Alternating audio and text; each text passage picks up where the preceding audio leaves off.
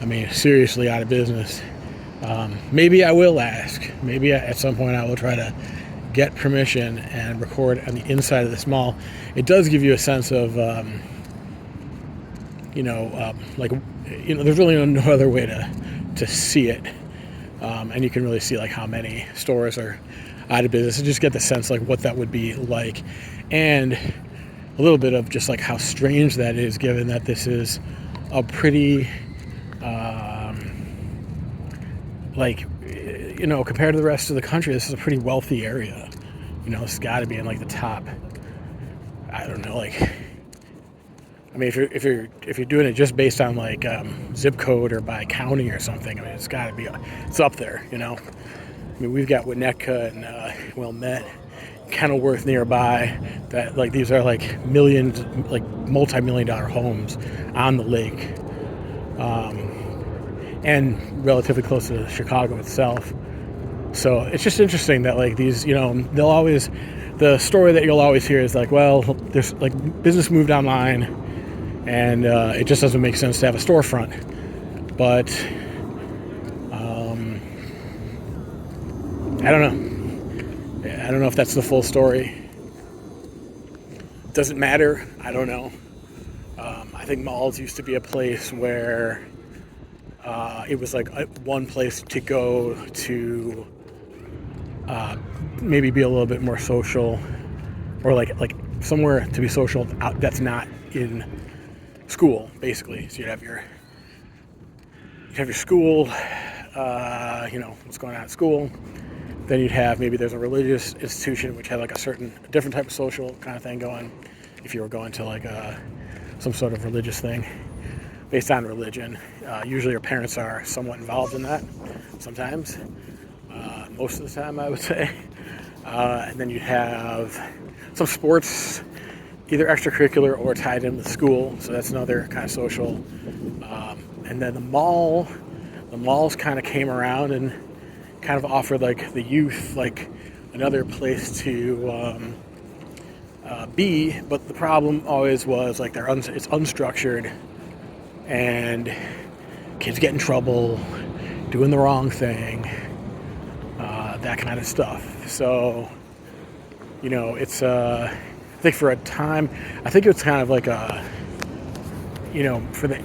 it was like I'm thinking 80s, 90s kind of thing, when it first kind of really started strong. I think the first mall was in the Minneapolis area around like even like back to the 1950s, which makes sense because if you think about it, like they need a enclosed shopping experience because it gets so cold, right? So that would be quite a benefit. But then the trend sort of spread around the country.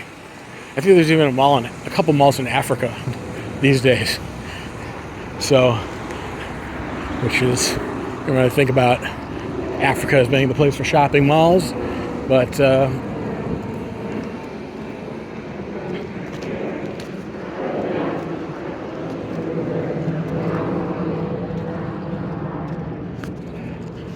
yeah. So, yeah, JCPenney's is still functioning, it's still in business. So yeah, like that's like, so I don't know if somehow that plays into the businesses being out of business. It's like discouraging, or kind of like making the mall sort of like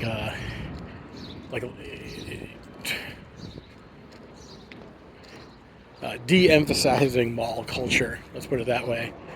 There's obviously like lots of different types of malls, different scales of them. This was a one floor, there's multi-floor malls. Like there's a lot of different dynamics, different types of things going on in malls. Some malls are like busy, still really busy. Some malls are on their last legs, as this one is. But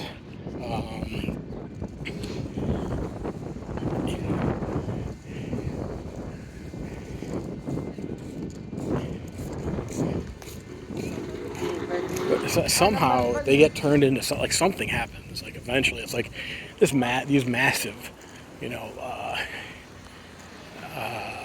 developments. You know, like I don't know how many acres, but like just they take up a ton of space, tons of parking, tons of resources, tons of shops and stuff. So it's like there's an investment there. There's tax money. Like something happens eventually to a place like this. I don't know how long it takes. Yeah, as far as skill space at this place, like again, it's all private property. So you know, strip mall rules, like what we already covered with strip malls, would apply. But if you're waiting for something, if you're charging your car at the charging station over there, you know, like that little spot might be, you know, a place like, you know, I mean, slim pickings.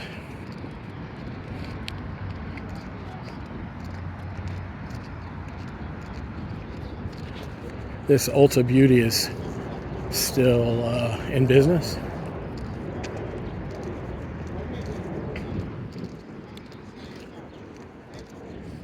All right, this might cut off at any minute for storage. Here's a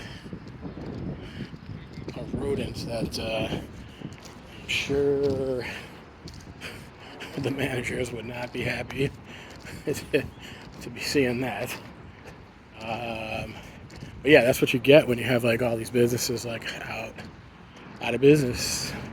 The amount of maintenance goes down.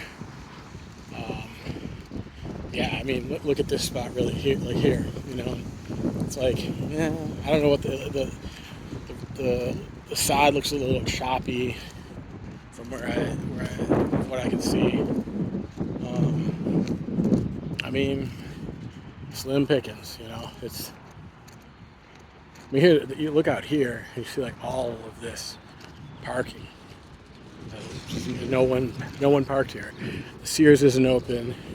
There's no entrance to the mall out here, so there's really no reason for anyone to park out here. So now you have like this huge blacktop with nothing, no parking, people just driving through, walking through, etc. Yeah, like I said, it might cut off, so I'm just going to go until it cuts off because of space constraints. Seems like. But yeah, it's beautiful sky. The weather right now is great. I like this kind of weather. Not too humid, not too hot. You get this in Chicago from time to time. It's supposed to get hot later in the week. This intersection here, so this is Milwaukee Avenue. These cars are going up and down Milwaukee. And then that road up there is Gulf. So Gulf Mill, because Gulf Road in Milwaukee. That's the main intersection.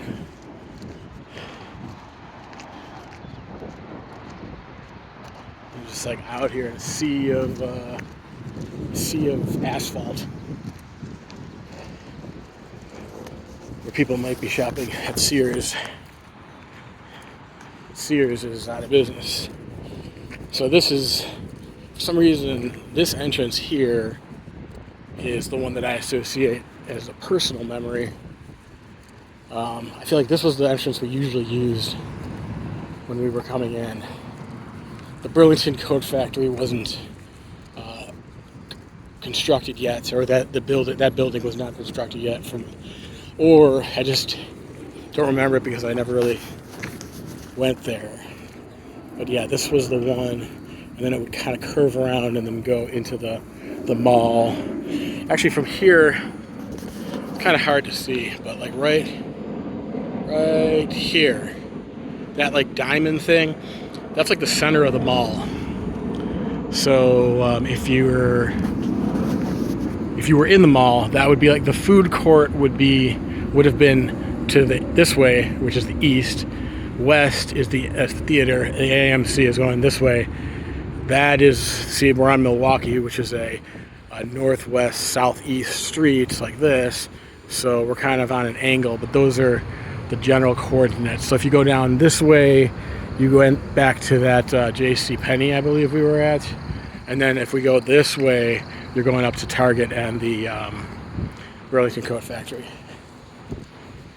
Little bearings, get your bearings straight. But yeah, that's like that kind of pyramid diamond window shape. That's where the sort of the center of the mall. And the last time I was there, which was not about, I don't know, let's say a month ago even, it was even emptier than I've ever seen it. And that under that diamond area, it was like almost totally cleared out. And they had a mannequin that was dressed in a security uniform to demonstrate that there was security on the premises. But and at the same time, there was hardly anyone there. So, so Sally, there was tons of people running around. There's hardly any stores, hardly any people shopping. It's just like almost, if it keeps going the way it's going, like they'll just board up the mall, and then they'll just have these businesses that are on the exterior that are doing all right, or at least are still open, such as Target and Burlington and the JCPenney and that Ulta. I mean, they might get to that point. I wouldn't be surprised.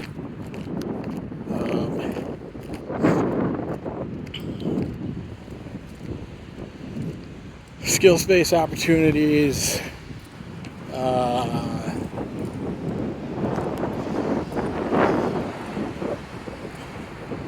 Like I said, we'll continue with slim pickings.